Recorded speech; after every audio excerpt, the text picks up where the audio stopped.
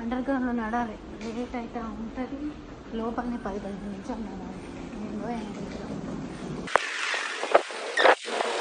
Starting వచ్చినప్పుడు accelerator మీద నడాలంటే భయమేది. ఇప్పుడు వేగంగా పరిగెట్టేస్తున్నా. ఎట్లుంటాయి మనతో అని మామూలు ఉండేది.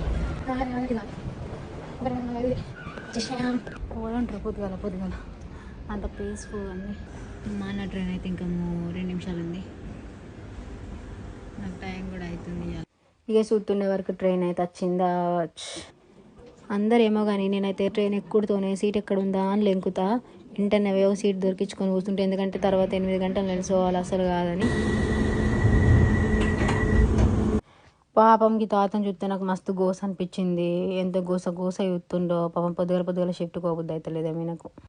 మనం దిగే స్టాప్ అయితే వచ్చింది. ఇక దిగుతున్నా. ఉరుకుడే ఉరుకుడు.